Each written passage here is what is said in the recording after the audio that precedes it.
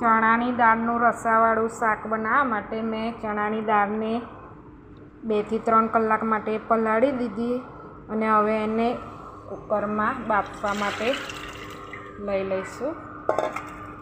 થોડું મીઠું અને હળદર એડ કરીને 4 થી 5 વિસલ વગાડી લેવાની છે. આપણે બહુ મેશ નથી કરી દેવાની. ચણાની દાળને થોડી આખી જેવી રહે તેવી બાફી લેવાની છે.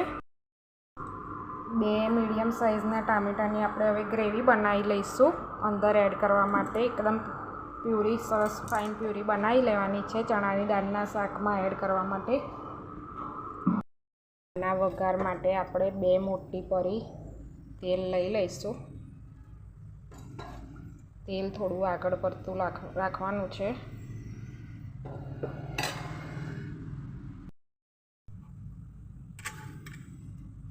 જીરું એડ કરી દેવાનું.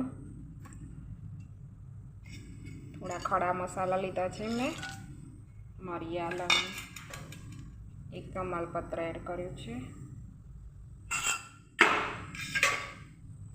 હિંગ એડ કરી દેવાની છે. જીરું થોડું તતડે પછી આપણે આદુ, મરચાં, લસણની પેસ્ટ એડ કરીશું.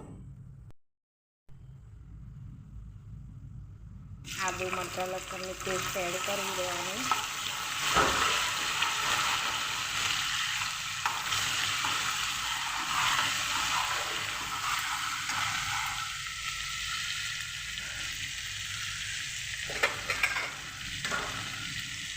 એક નંગ મેં આ રીતે ઝીણી સુધારેલી ડુંગળી રાખી છે તે પણ એડ કરી દેવાની.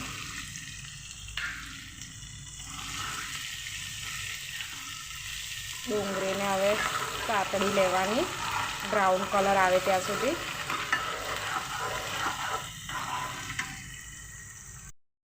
ડુંગળીને મેં 5 મિનિટ જેવી સાતળી લીધી છે.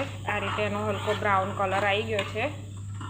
હવે આપણે એમાં ટામેટાની પ્યુરી આપણે રેડી કરી હતી એ એડ કરી દેવાની છે.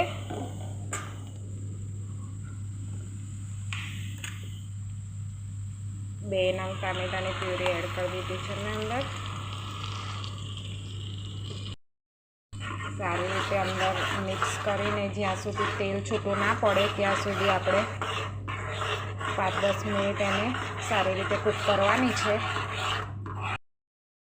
આપણી ગ્રેવી હવે સતળાઈ ગઈ છે બરાબર. ટામેટામાંથી તેલ છૂટું પડવા લાગે ત્યાં સુધી આપણે એને સાતળવાનું છે.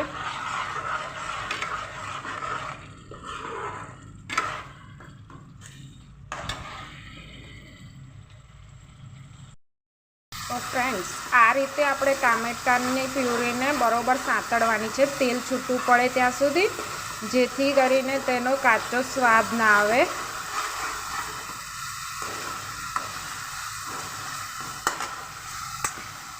મસાલામાં આપણે હવે 1 ચમચી ધાણા જીરું પાવડર, થોડી હળદર, આપણે લીલું મરચું એડ કર્યું છે એટલે આ લાલ મરચું થોડું એડ કરવાનું. સ્વાદ મુજબ મીઠું એડ કરી દેવાનું. આપણે દાળમાં બાફતી વખતે દાળમાં પણ મીઠું એડ કરેલું હોવાથી સ્વાદ મુજબ મીઠું એડ કરવાનું છે. હવે આપણે ચણાની દાળને બાફી લીધી છે એ એડ કરવાની. આ રીતે ફ્રેન્ડ્સ જુઓ, અંદર થોડું પાણી ના રહે એ રીતે આપણે આવી રીતે ચણાની દાળને બાફી લેવાની છે. થોડી આખી રહે અને મેશ પણ સરળતાથી થઈ જાય એવી રીતે આપણે ચણાની દાળને બાફવાની છે. બહુ પાણી અંદર એડ કરવાનું નથી બાફતી વખતે. હવે આપણે આ ચણાની દાળને અંદર એડ કરી દેવાની છે.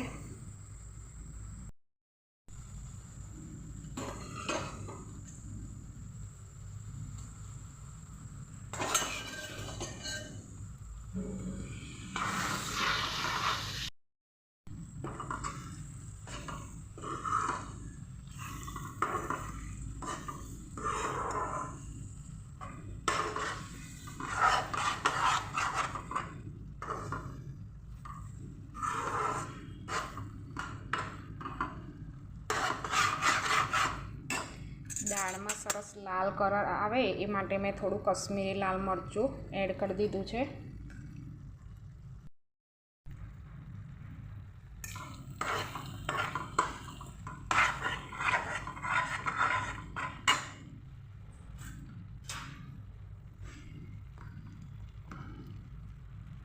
અડધી ચમચી જેવો આપણે ગરમ મસાલો એડ કરીશું. તમને આ ટાઈમે જો ખાંડ એડ કરવી હોય તો ખાંડ એડ કરી શકાય, 1 ચમચી જેવી અંદર. મેં સ્કીપ કરી છે. તમારે જો આવી રીતે તેને ખાવી હોય રોટલી સાથે તો આ રીતે ઘટ્ટ રાખીને પણ આપણે એને ખાઈ શકાય. અને આપણે જો એમાં ગ્રેવી થોડું રસો કરવો હોય તો ઉપરથી થોડું ગરમ પાણી એડ કરીને 5-1 મિનિટ એને કૂક થવા દેવાનું. પછી આપણે રસાવાળી પણ એને ખાઈ શકાય રોટલી સાથે.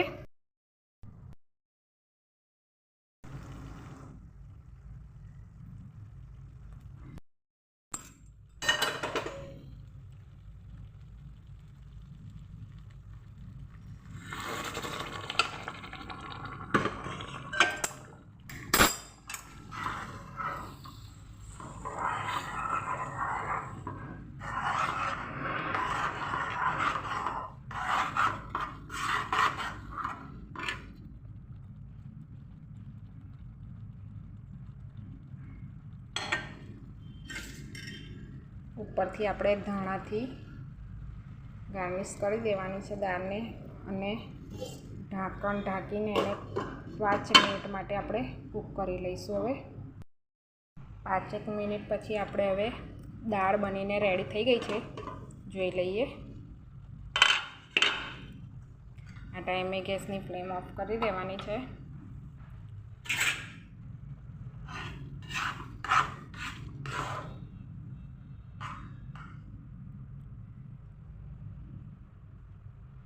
એકદમ મસ્ત ટેસ્ટફુલ બની છે.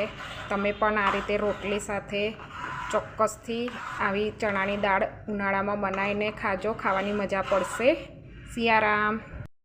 ઉનાળામાં ફ્રેન્ડ્સ આપણને કશું શાક ખાવાનું મન થતું નથી ગરમીમાં, તો આવી રીતે કઠોળમાં ચણાની દાળ બનાવજો તમે, મેં બનાવી એ રીતે, તો તમને ચોક્કસથી ભાવશે. સિયારામ.